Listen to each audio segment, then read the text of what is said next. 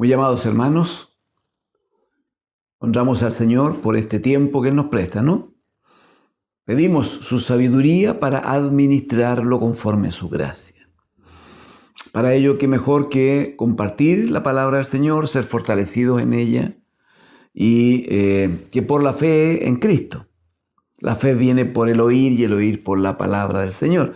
Bueno, que en esa fe cimentados entonces podamos avanzar creciendo en su gracia. Sean bendecidos. Les quiero invitar a que abra conmigo las Escrituras. Génesis, hermanos. Génesis, capítulo 16.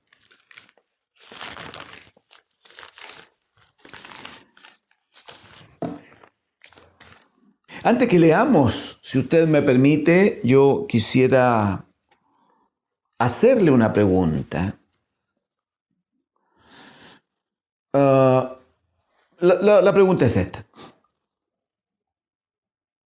En ciertas circunstancias, no digo que en todo, pero en ciertas circunstancias, ¿necesitará Dios que nosotros le ayudemos a cumplir su objetivo?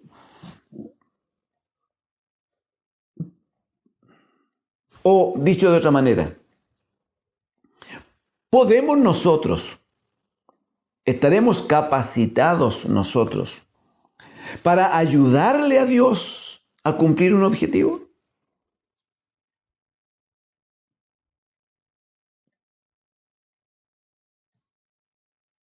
Uno podría imaginarse varias situaciones, muchas cosas tan enormes. Cosas en las cuales efectivamente participamos por la gracia de Dios.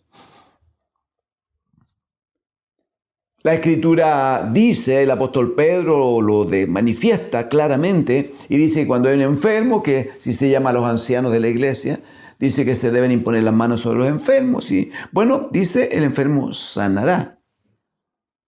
Eso significa entonces que un hermano que está en la gracia del Señor, que está en la fe, que está en el trabajo ministerial, bueno, impone las manos sobre un enfermo y el enfermo es sano.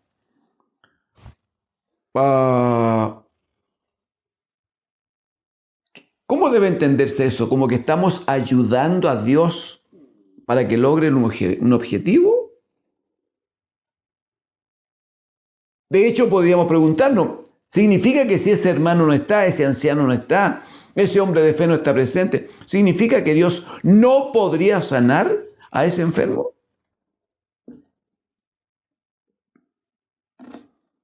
El Señor le dijo a los apóstoles, ir por el mundo y predicar el evangelio a toda criatura, y el que creyere será salvo.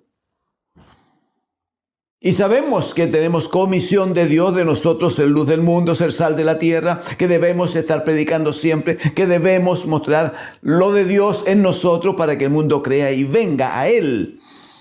La pregunta es, ¿eso que nosotros hacemos es ayudar a Dios para que Él pueda sacar adelante su tarea?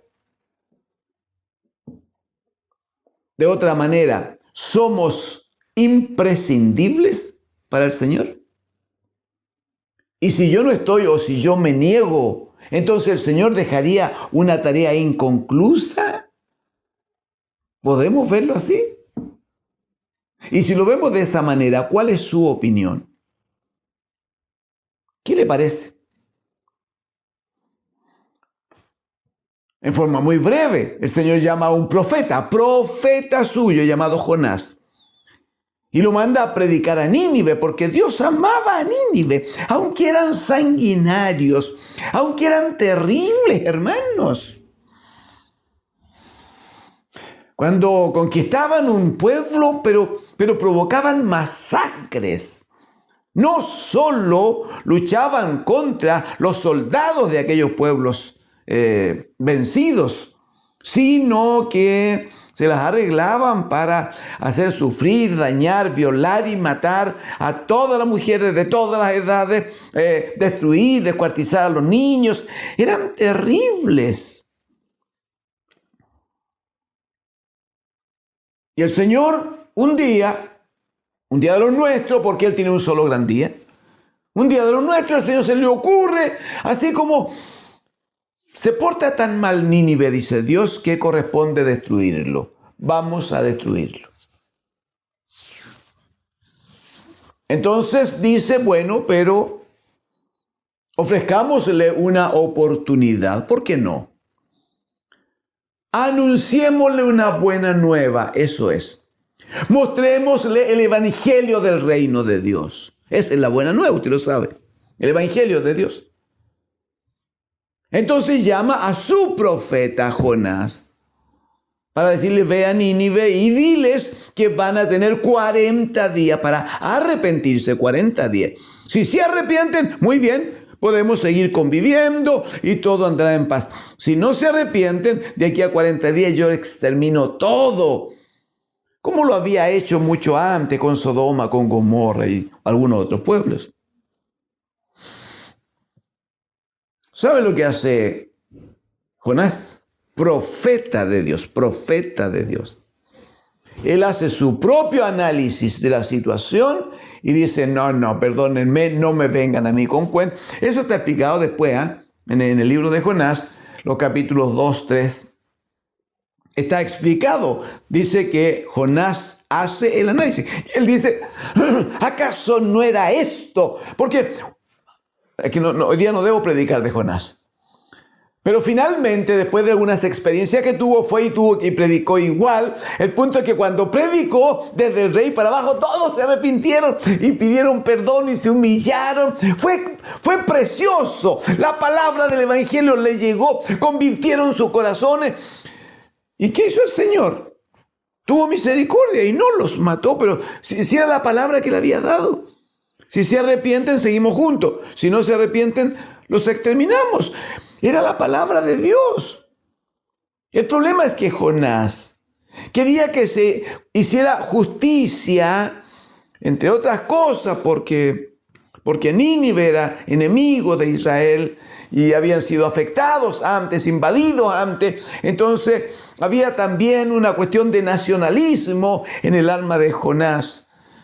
Y él quería que fueran destruidos por Dios a toda costa. Entonces, en vez de ir a predicar a Nínive, se va para otro lugar.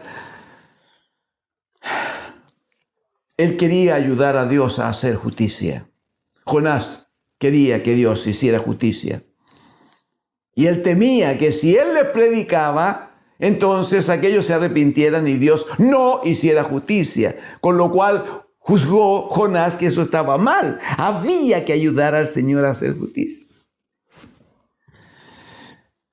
Hoy queremos revisar, hermanos, una situación y preguntarnos si de verdad Dios necesita. Si de verdad Dios necesita nuestra ayuda para hacer las cosas bien. O si el Espíritu nos guía a considerar que a lo mejor Dios es absolutamente suficiente en todo. Y aunque el hombre se oponga, y aunque los reyes del mundo se opongan, y aunque los millonarios se opongan, y aunque las potestades se opongan, Él es el Señor. Aleluya, sobre el cielo, sobre la tierra. Él es Señor sobre todas las cosas creadas. Sea bendito desde ya el Señor. Y acompáñenme a leer en el capítulo 16, hermanos, los primeros 4 versículos. Los primeros 4 versículos. Génesis 16. Leo en el nombre del Señor. Sarai, mujer de Abraham, no le daba hijos. Y ella tenía una sierva egipcia que se llamaba Agar. Dijo entonces Sarai a Abraham: ya ves que Jehová me ha hecho estéril. Te ruego pues que te llegues. Te ruego pues que te llegues a mi sierva. Quizá tendré hijos de ella. Y atendió Abraham al ruego de Sarai. Y Sarai, mujer de Abraham, tomó a Agar, su sierva egipcia, al cabo de 10 años que habían habitado Abraham en la tierra de Canaán, y la dio por mujer a Abraham, su marido. Y él se llegó a Agar, la cual concibió. Y cuando vio que había concebido, miraba con desprecio a su señor. Miraba con desprecio a su señor. Muy bien.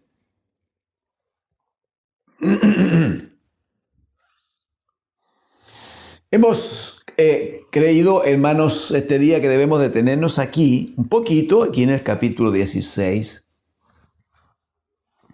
por la enseñanza que esto significa, no por la enseñanza que esto implica. La Escritura dice, 1 Corintios capítulo 10, que todas las cosas que antes sucedieron, así dice, todas las cosas que antes sucedieron, se refiere a todo trato que Dios tuvo con Israel desde su inicio. Y ustedes saben que Israel nace precisamente con el llamamiento de Abraham, de Ur de los Caldeos a la tierra prometida, Canaán. Pero dice el apóstol allí que todas las cosas que antes sucedieron son ejemplo para nosotros, dice. Y quedaron escritas, dice, para que nosotros seamos amonestados en estos tiempos. Entonces, cuando observamos aquí a Abraham y observamos su casa y observamos a su mujer, entonces lo que la Escritura nos muestra no es solo un hecho histórico. No, aquí hay un ejemplo. Aquí hay una palabra escrita para que a través de esta palabra nosotros seamos amonestados, para que aprendamos. Ese es el punto. Estamos siendo discipulados por el Señor, ¿verdad? Pues bien, considere por favor, para que entremos, considere que en el capítulo 15,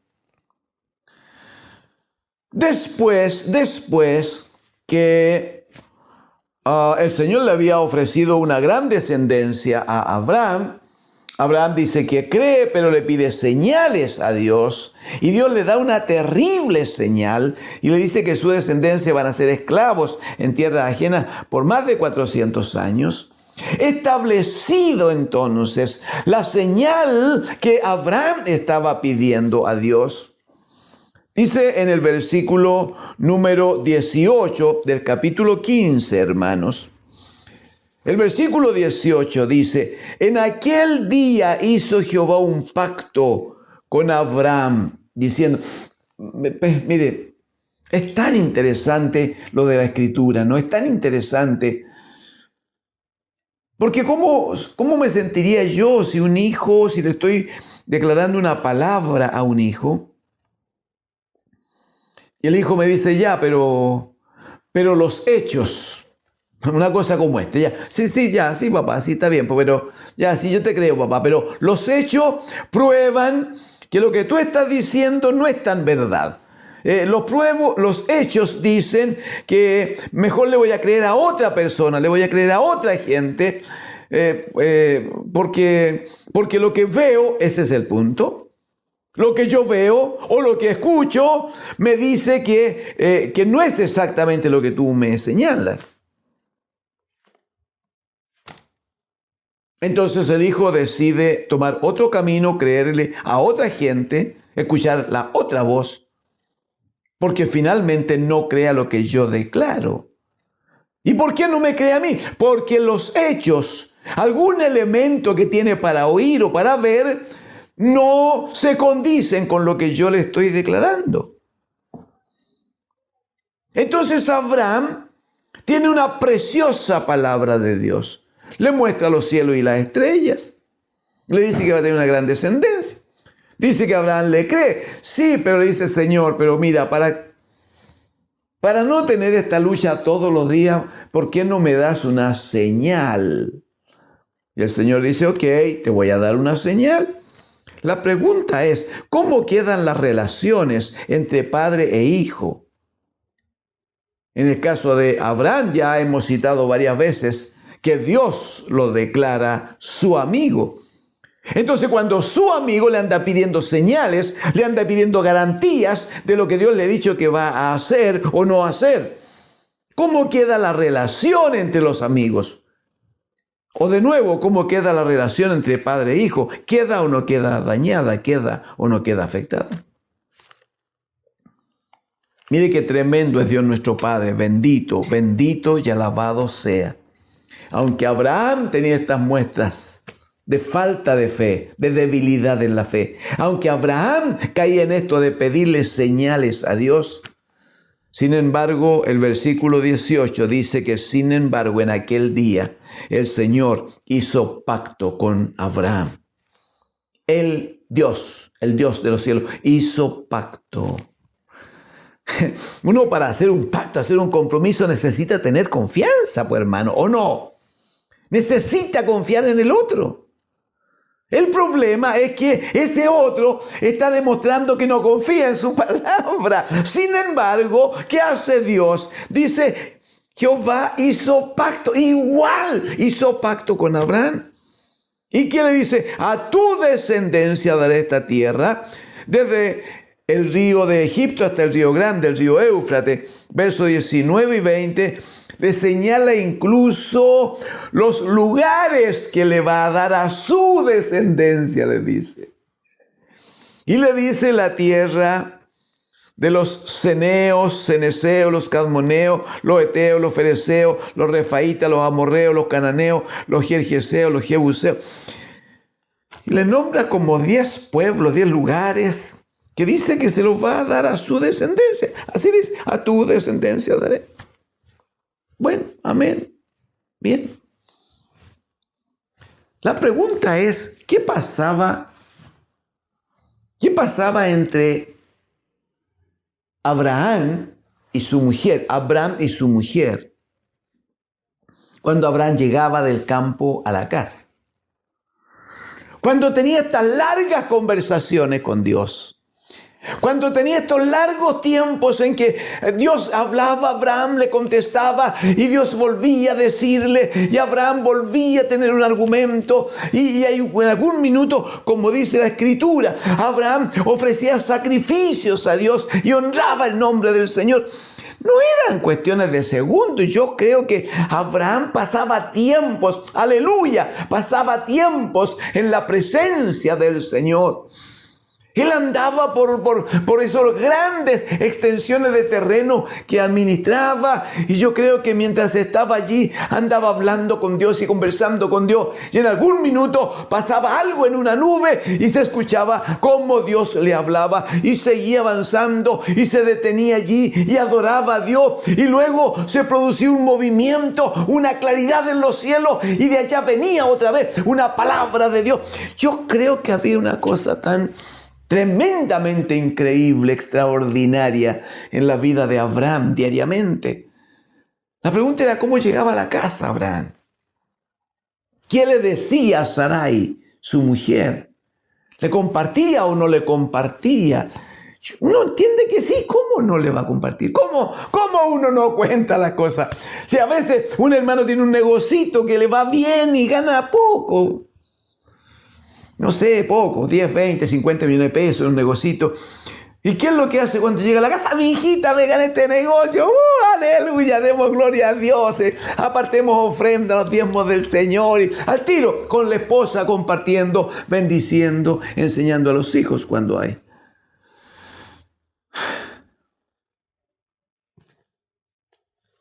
Más aún, la Escritura dice en el capítulo 2 de Génesis, cuando Adán estaba solo, dice que dijo Dios, no es bueno que el hombre esté solo, le haré una ayuda idónea. Le voy a poner a alguien que le ayude, eso es pues, alguien que le ayude a conseguir el objetivo. ¿Cuál era el objetivo que conocimos en reuniones anteriores? Conocimos en el caso de Abraham. Él decía, Señor, ¿en qué me vas a bendecir si no tengo hijos? No tengo problema. Ya, pero Dios le dijo que iba a tener. Dios le dijo que iba a ser padre de multitudes. Dios hizo pacto con él. Entonces, un día de esos, su ayuda idónea aparece con una idea brillante. Y le dice, capítulo 16, le dice Sarai, mujer de Abraham, que no le daba hijos. ¿Cómo le iba a dar hijos si era estéril? Entonces, recién citábamos esto que decíamos como ejemplo, ¿no? Si uno tiene hijos y declara una palabra a sus hijos, pero hay hechos concretos, hay hechos, algo que escucharon o algo que vieron, si es que vieron algo, que es contrario a lo que el papá les dijo. ¿Por dónde habitualmente se inclinan los hijos? No todos, hermano, yo no estoy juzgando, pero ¿por dónde se inclinan? ¿Por lo que vieron o por lo que escucharon? No, si parece que la cosa va por aquí. Entonces creen a eso y no creen a la palabra que han recibido.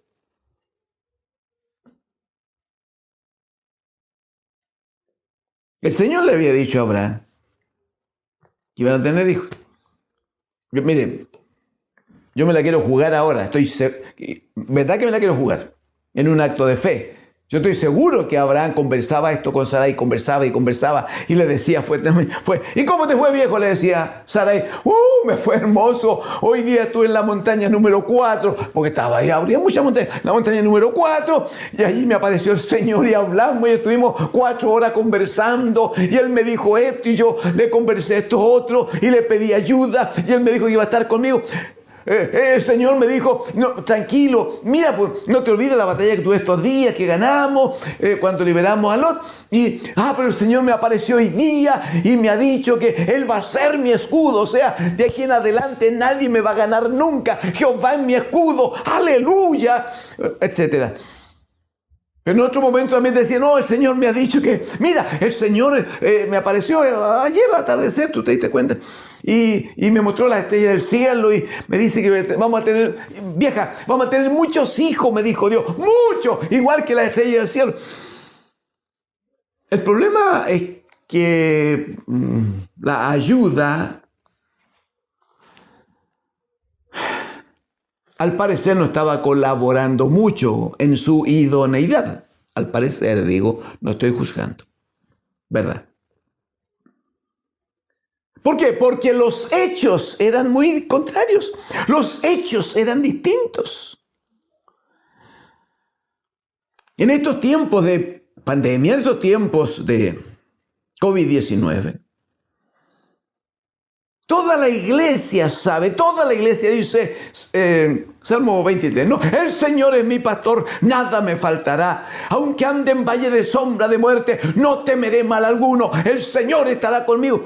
Sí, pero cuando nos llega la enfermedad, cuando nos llegan los dolores, cuando la respiración no se puede conseguir, y sino con mucha dificultad, cuando el cuerpo duele mucho, cuando uno siente como una agonía, siente que la muerte está rondando, hermanos, no estamos juzgando, estamos usando la figura. En esos momentos,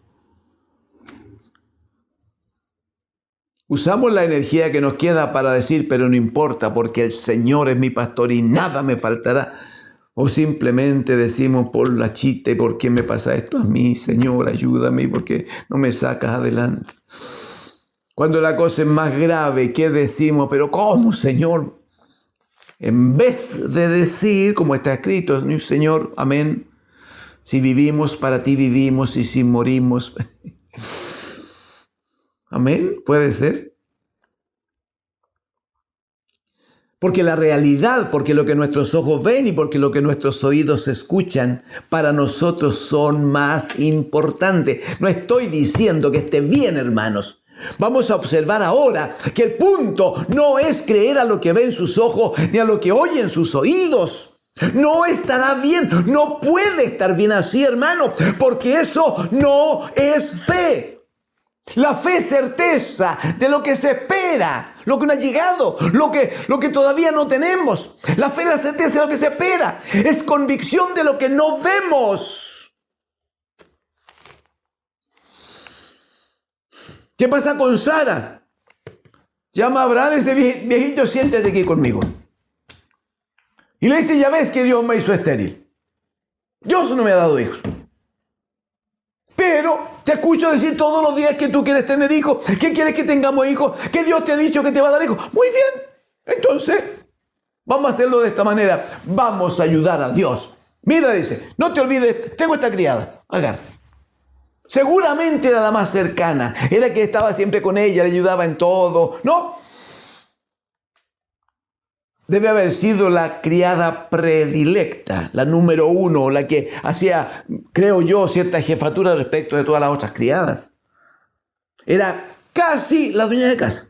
Tanto que Sarai dice, mira, aquí tengo a Agar, ¿por qué no te allegas a ella? ¿Por qué no la haces tu mujer? Yo quiero que la tomes como tu mujer, de tal manera que ella se una a ti, tú te unas a ella, engendren, y cuando ella tenga que dar a luz, dará a luz sobre mis rodillas y yo voy a ser bendecida, voy a ser parte de ese nacimiento. Quiero decir que es una costumbre pagana que Sarai conocía de Ur de los caldeos. De allá se usaba aquello. Si alguien era estéril, entonces hacía que la otra pariera muy cerquita, que la mujer participara del parto, para que la guagüita cayera así como sobre el regazo de esta mujer que quería ser madre. Ella colaboraba, ella lo tomaba en brazo. No, era como si ella misma hubiera parido. De hecho, mire la frase que usa Sara. En el verso 2 dice, que te llegues a mi sierva, te ruego. Quizás tendré hijos de ella. Quizás tendré hijos de ella. Es una costumbre pagana. La pregunta es, ¿cuándo le dio Dios esa palabra a Sara? ¿Cuándo Dios le dijo algo parecido a Abraham? ¿Cuándo Dios le sugirió que buscaran una opción? ¿Cuándo? De hecho, dice que Abraham aceptó lo que le estaba ofreciendo Sarai, su mujer, y tomó a la mujer egipcia, seguramente mucho más joven, seguramente tenía la mitad de la edad de Sarai,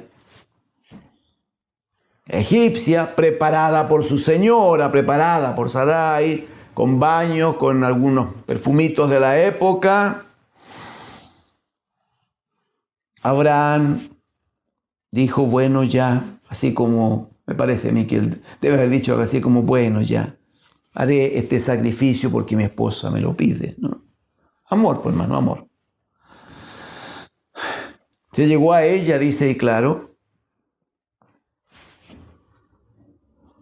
con los 80 y tantos años que tenía Abraham, al parecer estaba bien físicamente todavía, un hombre de campo, un hombre de vivir al aire libre, de hacer ejercicio, estaba bien, parece. Se llegó a ella, dice, y Agar concibió.